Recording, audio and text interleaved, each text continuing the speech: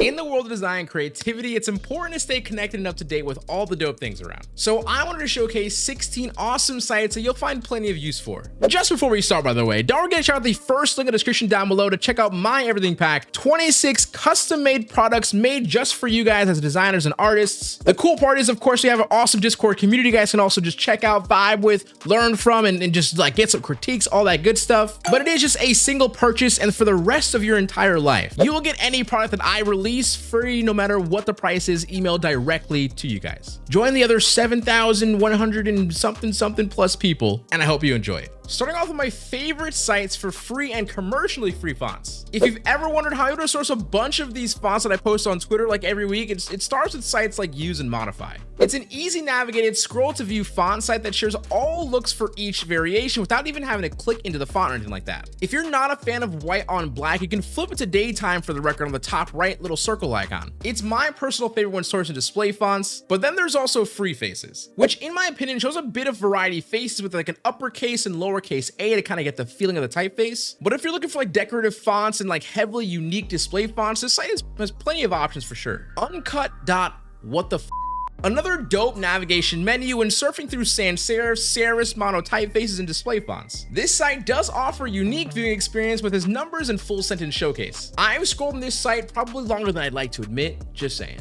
Next though is Velvetyne. It's still my favorite site to visit when exploring like apparel fonts that often steer further away from like the normal display typefaces. It doesn't update too regularly, but when it does, it actually offers some genuine typefaces that you won't really see pretty much ever again. And it's also always open source fonts, which is amazing. Then last up isn't really a site, but it's a collection. Now it's actually through the site Foundry that I just shared, Velvetyne, but it's a list of places that they personally source fonts and creatives to showcase. Now, depending on your design theory, you might fall in love with a handful of these picks, and honestly, not too many people are aware of this list, so go crazy. Our next category though is assets and resource sites. Starting strong with the only place you should be looking for dope photos to use, not a sponsor, it's Unsplash. I feel like every designer goes through that phase of finding Unsplash and they never turn back. If you often design posters with like storytelling and photo manipulation with like stadiums, buildings, specific locations, etc., it's honestly a game changer. Following the trend, we also have Unblast next. I need to showcase my work often in decks, and this site in my opinion offers some of my favorite mockups. Shout out Mockup World though, I still love those guys too. However though, since the sites also link out to other creators' websites to access the download, sometimes you end up finding really cool places to gather more resources along the way. Now, you obviously can't talk resources without texture labs. Although truthfully, I'm not here often because, you know, I got my own stuff, everything pack.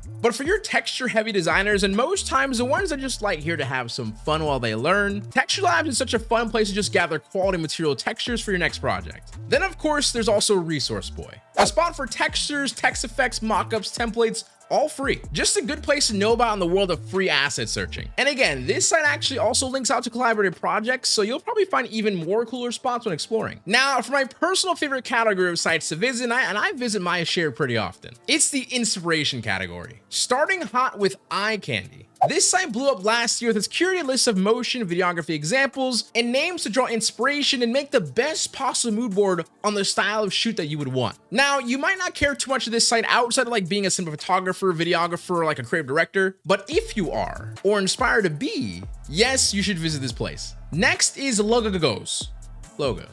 It's pretty much the only place I know of where you can actually search curated dope logo letters in specific A through Z. So if you're designing logos and you need some kind of like specific tag inspiration, this site is so OP. It trumps a place like Dribbble for me by like tenfold. Like it literally is better than at least Googling S in Google. If you're like that guy, this site is definitely it. Now, following that is a newer site, Inspo. It's a dope place to source free Adobe and custom font pairings. Additionally, with the option, also change the color scheme to help speed up any look and feel branding. I personally made a whole video about color theory and how important it is, and so also is type. Yeah. Sometimes for a lot of artists, the font pairing is where people get stuck, and hopefully this site helps mitigate that. Now, my last two sites focus a lot on color, real-time color and Pigment. Pigment is a doom scroll of dope color schemes that get showcased in a clean and minimal way, given the options to also even adjust saturation and brightness for those designs that kind of need that certain feeling. And then there's real-time color. This site has a unique color generating experience where of course you can randomize it with like all the colors and just kind of click endlessly until you find something you like, but it also allows you to go a little bit further and customize your color theory in specific with like text, background, primary, secondary, and accent color sliders. But for Photoshop in specific, this kind of helps you see your color scheme like a whole picture sort of way. And then of course, I had to save the best for last, sesohq.com/inspiration for curated mood boards, just like that I've been sourcing for the last 107 weeks. I've sort of stopped going to Pinterest every time I'm looking for designs. I actually go to my own site. Is that weird? No, because I sourced it, curated it. So hopefully you guys can enjoy it too, and maybe like stay away from Pinterest for a little bit until you like need it. You can use me,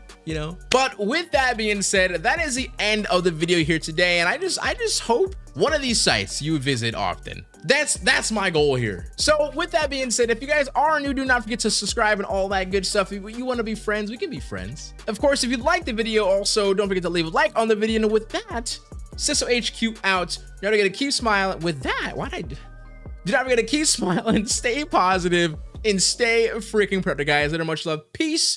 Enjoy your new fonts. No, your new fonts, resources, and inspiration sites. Later.